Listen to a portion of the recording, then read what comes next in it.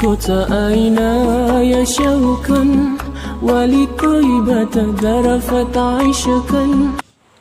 Assalamualaikum warahmatullahi wabarakatuh. Alhamdulillahi rabbil alamin. Assalatu wassalamu ala asyrafil anbiya wal mursalin sayyidina wa maulana Muhammad wa ala alihi wa sahbihi ajmain, amma ba'du. Selamat pagi anak-anak semuanya. Bagaimana kabar kalian pada hari ini? Tetap semangat walaupun belajar di rumah ya. Sebelum kita memulai pembelajaran daring pada hari ini, marilah kita sama-sama membacakan basmalah. Bismillahirrahmanirrahim. Baik, langsung saja. Kalian masih ingat gak pembahasan minggu kemarin tentang beberapa bukti contoh karomah, irhas, dan maunah? Yang kedua, hikmah adanya mukjizat, karomah, irhas, dan maunah. Nah, sekarang pada pertemuan hari ini kita akan membahas bab 3, yaitu tentang membiasakan akhlak terpuji berupa ikhtiar, tawakal, syukur, sabar, dan qanaah.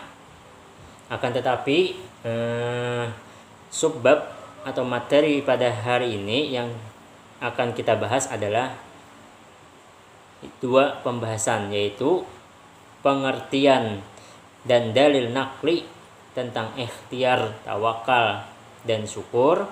Yang kedua, bentuk dan contoh perilaku serta dampak positif memiliki sikap ikhtiar, tawakal, dan syukur. Baik, sebelum kita ke pembahasan, Bapak ingin mengulang sedikit tentang materi minggu kemarin, yaitu perbedaan mukjizat, karomah, irhas, dan maunah serta contoh-contohnya ya. Yang pertama itu mukjizat. Nah, kalau mukjizat itu sesuatu kejadian luar biasa yang terjadi pada diri Nabi atau Rasul Allah. Contohnya mukjizat Nabi Ibrahim, Nabi Musa, dan Nabi kita Muhammadin sallallahu alaihi wasallam. Kemudian yang kedua, kalaunya karomah itu kejadian luar biasa yang terjadi pada hamba-hamba pilihan Allah, termasuk wali-wali Allah.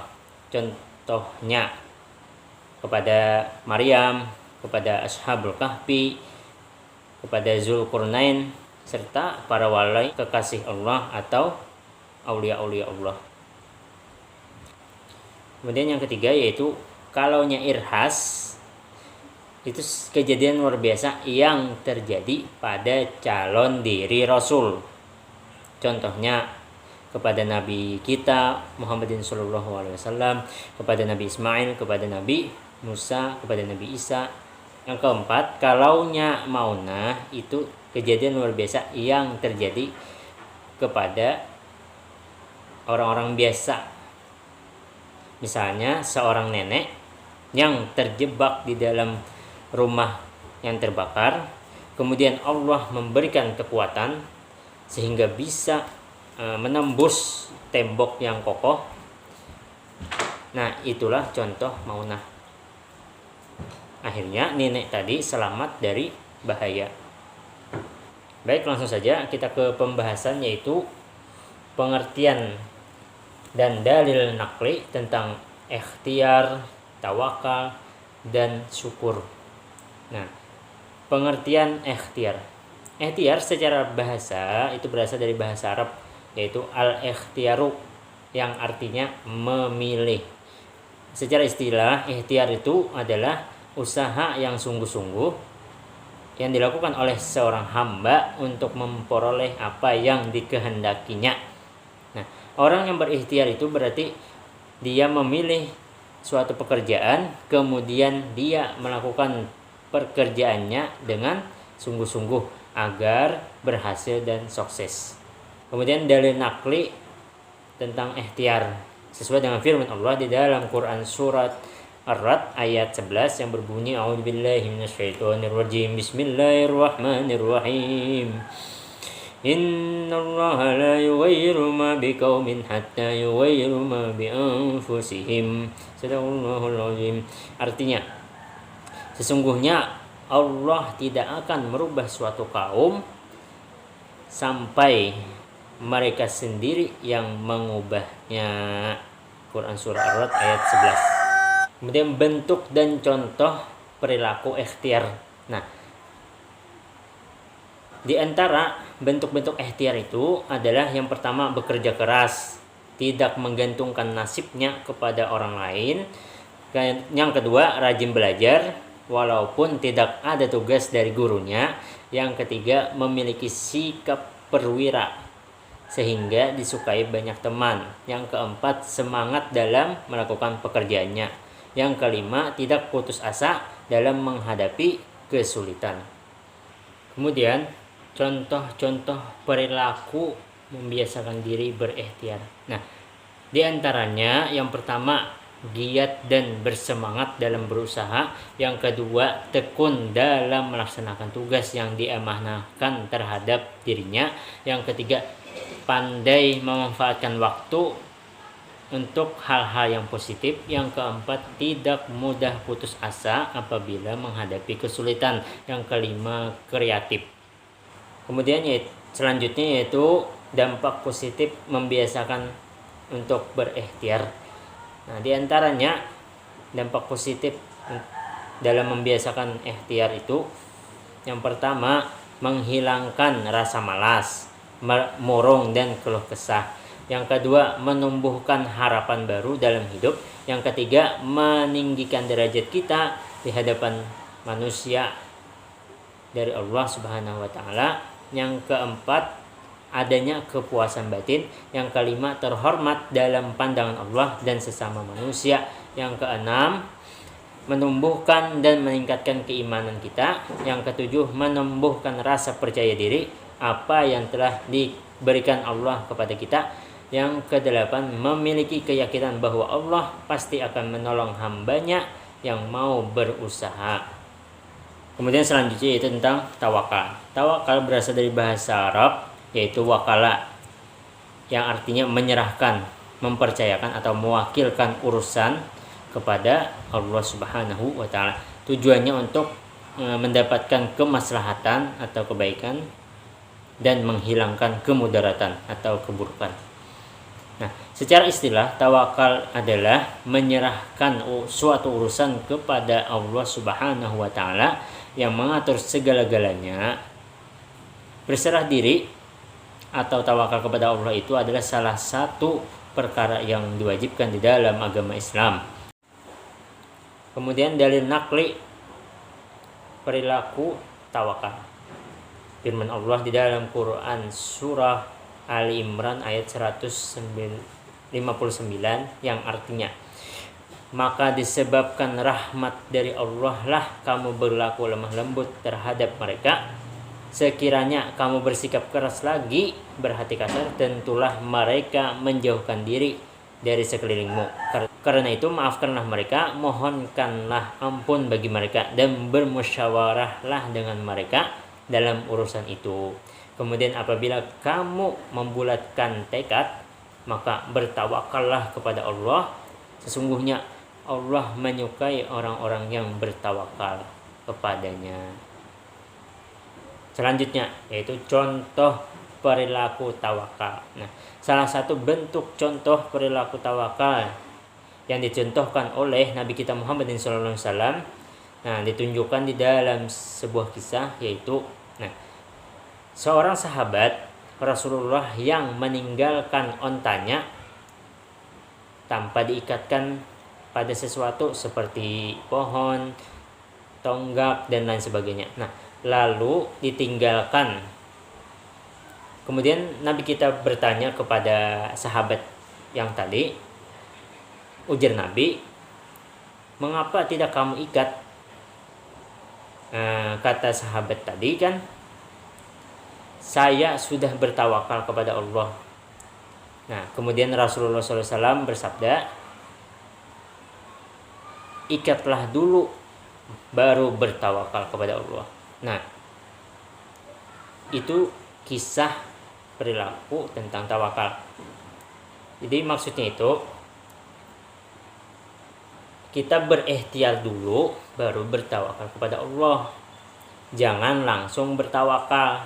Kemudian selanjutnya dampak positif perilaku tawakal. Di antara dampak positif perilaku bertawakal kepada Allah adalah yang pertama, meningkatkan keyakinan dan keimanan kepada Allah. Yang kedua, memperoleh ketenangan dan ketentraman jiwa. Yang ketiga, mengurangi beban pikiran karena yakin bahwa manusia hanya berusaha tetapi Allah lah yang menentukannya. Yang keempat, mengurangi kejahatan dan kriminal. Yang kelima, memperoleh keteguhan hati. Yang keenam, menyadarkan manusia bahwa dirinya itu lemah dan mengakui bahwa Allah lah yang maha kuasa. Sesuai dengan firman Allah, la haula wala quwata illa billahil aliyil azim. Tiada daya dan upaya melainkan Allah. Kemudian selanjutnya pembahasan tentang syukur. Kata syukur berasal dari bahasa Arab, yaitu sakara yashkuru syukran, yang berarti berterima kasih. Nah, bersyukur berarti berterima kasih kepada Allah atas karunia nikmat yang dianugerahkan Allah kepada kita. Sedangkan menurut istilah, syukur itu adalah memberikan pujian kepada Allah dengan cara taat kepada Allah, tunduk berserah diri kepada Allah, serta beramar ma'ruf nahi mungkar dan tidak kufur nikmat.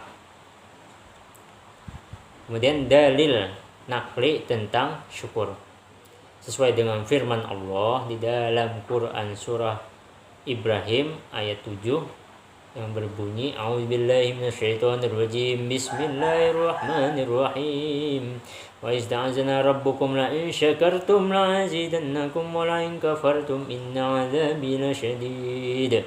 Dan ingatlah tatkala Tuhanmu memaklumkan, sesungguhnya jika kamu bersyukur pasti akan kami tambah nikmat kepadamu, dan jika kamu kufur, ingkar, menolak nikmatku, ujar Allah, maka sesungguhnya azabku sangat pedih.